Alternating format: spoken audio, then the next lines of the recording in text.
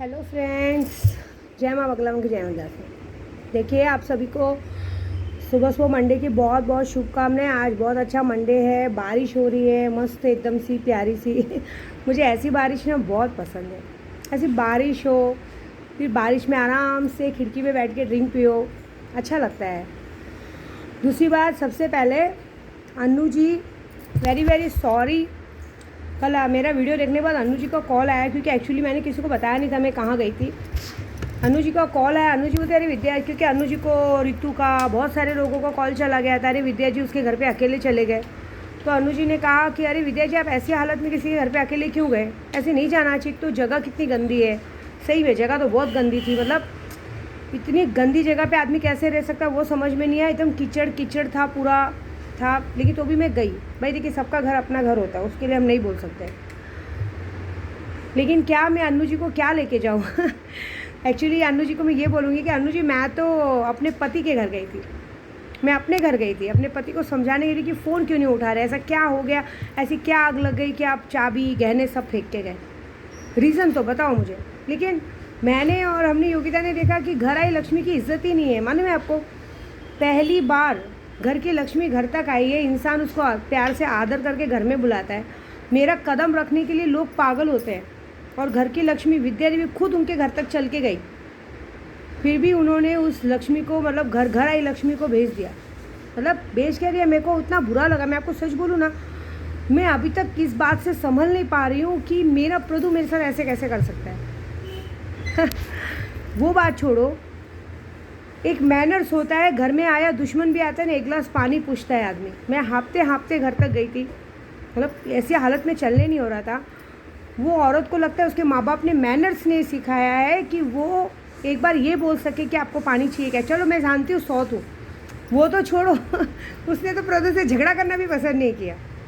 मैं अपने प्रदू को, वो प्रदू मुझे देख के उठ के वापस सो गए। मैं बोल रही हूँ प्रदू, मैं आपसे बात करने आई हूँ, आप क्यों आए। तो वो मुझे, बल्कि मुझसे झगड़ा करे, तेरी वजह से झगड़ा किया, मैं रात भर घर के बाहर था, ये था। वो बीच में बैठ के हम दोनों की बातें सुन रही है। उस बात पे उसको, मतलब अन्नू जी आप सच बोलो ना, आप होती तो ताली हो जाती कि अरे वाह 100 हो तो ऐसी। मतलब उसको ये सोचना चाहिए कि ये दोनों मियाँ बीवी बन के झगड़ा करे तो मैं कौन हूँ। मेरे घर तक आई है, झगड़ा कर रही है, क्योंकि देखिए मेरा हक पहले बनता है। क्योंकि सामने वाला, लेकिन तो भी एक आदमी सामने वाला एटलीस्ट आँख दिखा सकता है कि उसको बोलो कि आप बाहर जाके बात करो, घर पे जाके बात करो। कुछ नहीं, उल्टा मैंने योगिता को दूसरी बार भेजा था कि जा ज़्यादा देख फ़ोन फिर से क्यों नहीं उठा रहे। तो मुझे ऐसा लगा कि शायद उन लोग झगड़ा भी कर रहे होंगे, तो इसलिए फ़ोन नहीं उठा रहे होंगे। ये तो बोलती वापस से जाके माँ सो गई। वो तो दरवाज़ा खोल के हंस रही मेरे को देख के मेरी प्रांजल हंस रही है, मम्मी बहुत, मतलब इसका मतलब हमारी लड्डू की मम्मी को सब पता है, मतलब एकदम एडजस्टमेंट करने वाली औरत है वो। फिर वो सब बात बुरी नहीं लगी मुझे। एक बात बुरी लगी कि एक इंसान में, मेरे घर में लड्डू भी आता है ना, तो भी मैं प्रदू के बाजू में नहीं बैठती हूँ कि बच्चे के दिमाग में गंदा असर नहीं हो। मुझे मेरे प्रदू ने कहा कि लड्डू का देखभाल तूने ठीक से नहीं किया परसों, उसके खाने पीने ध्यान दिया, पूरा ध्यान दिया था। रीज़न ये दिया, मेरे घर पे योगिता की बच्ची आई थी ईशू, और वो लोग मुझसे प्यार करते हैं। अभी मैं सबकी माँ हूँ, तो लोग मुझे नकली खाने खिलौने से नकली बर्गर खिला रहे, नकली पानी पिला रहे, तो मुझे एक्शन करना पड़ता है, बच्चों के साथ खेलना पड़ता है। उस बात से भी उनको जलन हुई है। बोलो, उनको जलन हुई, उनको गुस्सा आया कि क्यों उनके साथ क्यों खेल रही है। अरे मैं सबकी माँ हूँ, मेरे को बच्चे बहुत पसंद है, मैं सबके साथ खेलूँगी। फिर रीज़न क्या दिया, फिर उसके बाद मैं घर तक गई हूँ, मेरे को बोलते हैं यहाँ ध्यान नहीं देती है, तो वहाँ कौन सा ध्यान दिया जाता है। दोपहर के 12 बजे कौन सी घर की सुहागिन औरत दरवाज़ा बंद करके सोती है, अपशगुन फैलाती है। घर में आई लक्ष्मी घर से लौट जाती है। अरे आदमी सो रहा है ठीक है, तुम जागो, दरवाज़ा खोलो, है ना, कुछ काम करो, तो एक लगता है घर रौनक लगती है। कुछ गाना वाना बजा के, भगवान का गाना वाना बजा के कुछ करो। नहीं, आदमी सो रहा है, चलो हम भी सो जाते हैं। हमारे घर, मेरे घर में मेरे केशव पापा रुकते तो भी मैं नहीं सोती हूँ, तो जाने तो उनकी करनी ऐसे। क्योंकि कल मेरे केशव पापा ने मुझे घर पे आके रीज़न क्या दिया, मतलब आए, वो शाम को आए, उन्होंने मुझे रीज़न क्या दिया कि तूने मुझे परसों रात को कहा ना चल उठ जा इधर से। अरे मैंने बोला तुमने भी ड्रिंक किया था, मैंने भी किया था, मैं तो पूछे के हिसाब से कर ही रही थी, चल उठ जा, मतलब तो चले जाने का। और ये रीज़न पे गहने तोड़ दिए। अरे वो मांडर के काड़ूबाई है, मांडर की काड़ूबाई। मेरी अन्नू जी को जब बताया तो अन्नू जी बोली, मैं बोली अन्नू जी मैं कैसे ले जाती आपको। झगड़ा करने नहीं गई थी विद्या देवी, मेरे अंदर मैनर्स मेरे माँ बाप ने इतना सिखाया है कि किससे कैसे बात करते। मैंने वहाँ भी जाके बहुत सलीके से बात की, लेकिन घर आई लक्ष्मी को ठुकरा दिया। क्या होता है ना, परवरिश का बहुत अच्छा असर होता है। जिन लोगों को परवरिश नहीं दी गई उनको क्या पता कि मेहमानों का आवभगत कैसे की जाती है। उसको तो ये था कि कैसे मैं गांड उठा के प्रदू के पैर पे बैठूं। उसको ये भी नहीं लगा कि मेरे प्रदू की दूसरी बीवी आई है और मैं अब प्रदू के पास चिपक के बैठ रही हूँ। मेरी जान उधर ही जल गई कि उसकी हिम्मत कैसे हुई मेरे प्रदू के पैर के पास बैठने की। और जगह नहीं थी घर में, बाजू में जाके खड़ी हो सकती थी, कुर्सी लेके बैठ सकती थी, उधर ही गांड टिका के बैठना ज़रूरी था। बाप रे, मुझे मेरी चीज़ों को कोई हाथ लगाए तो मुझे पसंद नहीं। उसने तो इतनी हिम्मत की कि उधर उसका पैर हटा के बैठने की हिम्मत की। पति है उसका, मानती हूँ, लेकिन ऐसे नहीं किया जाता है। मतलब पूरे घर वालों के सामने ऐसे ही करते हो क्या? जान दो क्या करना है मुझे। वो मेरी मांडर के काड़ूबाई है, नागिन के रूप में दर्शन देती है। मैं पक्का बोलूँगी कि माँ, अगर तू सत्य की देवी है, सत्यत्व में मांडर में बैठी है ना, तो उस औरत को अपने काड़ूबाई के रूप में दर्शन दे, नागिन के रूप में दर्शन दे। उसने मेरे प्रभु के पास बैठने की कोशिश की और ये हक है मेरा, उसको दर्शन दे। माँ काड़ूबाई, तू नागिन के रूप में दर्शन दे उसको उसके घर में दर्शन दे, कि उसको पता चले कि विद्या देवी क्या चीज़ है। मुझे बहुत बुरा लगा है, मैं कल से अपने को संभाल नहीं पा रही हूँ, लेकिन जाने दो, मेरी काड़ूबाई देखेंगी। मुझे एकदम अभी याद है, 1 हफ्ता पहले केशव के पापा ने मुझे कहा था, एक्चुअली मैं गोल्ड नहीं पहनती हूँ, लेकिन मेरे बेटे के लिए बनवाया था। उसको स्कूल खुल चुका है तो उसने बोला मम्मी आप इसको तिजोरी में रख दो। फिर क्या 1-2 बार घर में चोरी हो चुकी है, बोली ना आपको, एक बार तो मैंने रखना सही नहीं समझा, मैंने पहन लिया।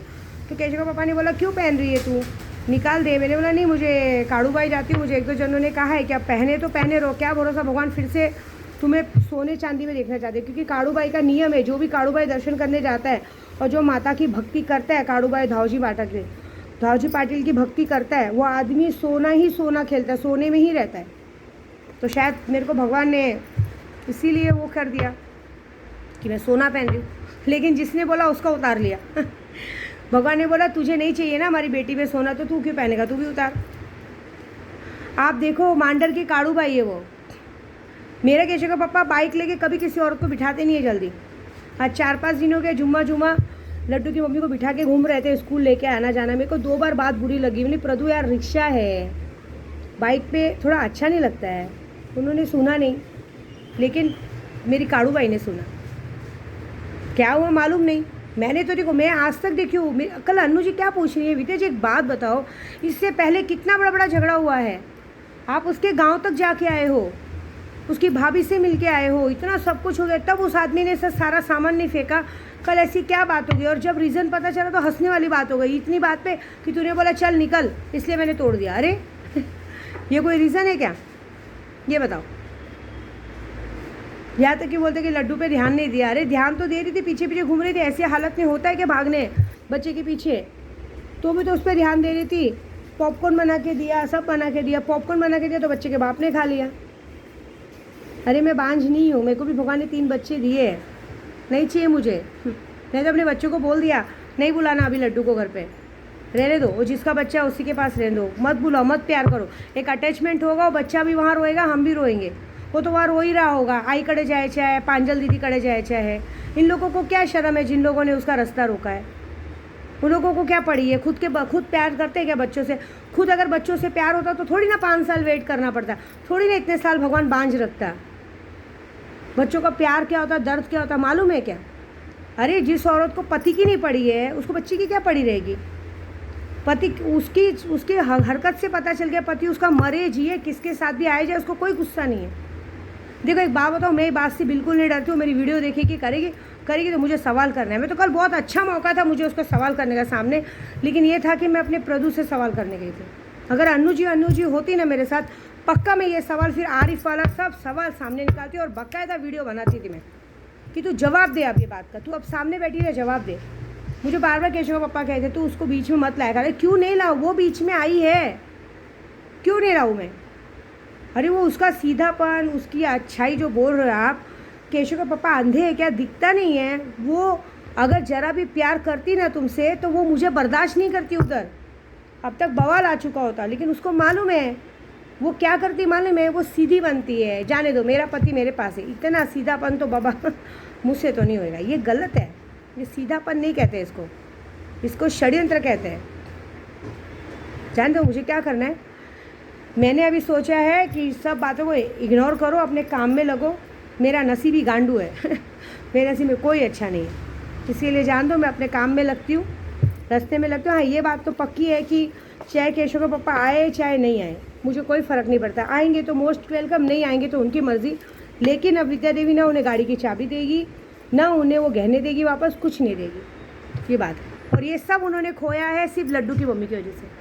अगर उन्होंने उनको बाइक पे नहीं, देखो वो मांडर की देवी काड़ूबाई बोल रही है, मैंने बोला मुझे पसंद नहीं आया बाइक पे बिठाना, लेकिन मांडर की काड़ूबाई ने देखा कि वो गाड़ी बैठी। हमारे गांव में मेरे पापा एक, मेरे को कहानी याद है कि मैं आज ही योगिता को सुबह सुना थी। हमारे गांव में एक डायन थी, हमारे पापा बोलते थे जब तक वो डायन मरी नहीं ना उस घर का भला नहीं हुआ।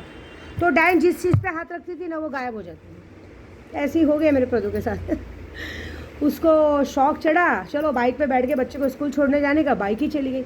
मैंने कहा था मैं बाइक पे बैठूंगी नहीं, लेकिन मुझे थोड़ी पता था कि मांडर की देवी काड़ूबाई ऐसा दिमाग फेरेगी कि वो सामने से आदमी खुद चाबी दे देगा। मैं खुद शॉक्ड हूँ, इतना बड़ा झगड़ा हुआ, इतनी बड़ी मगजमारी हुई, लेकिन वो आदमी ने कभी मेरे मुंह पे गहने और चाबी नहीं फेंके, जो कि मैंने मांगा भी नहीं था। परसों की बात मैं दिल से बोलती हूँ, मेरी मांडर की काड़ू देवी की कसम, मैंने वो चीज़ बिल्कुल भी नहीं मांगी थी, मैंने मांगा ही नहीं था वो चीज़ कि मेरे को ये सब करना है। लेकिन ये क्या हुआ कैसे मुझे पता नहीं, ऐसी बात है।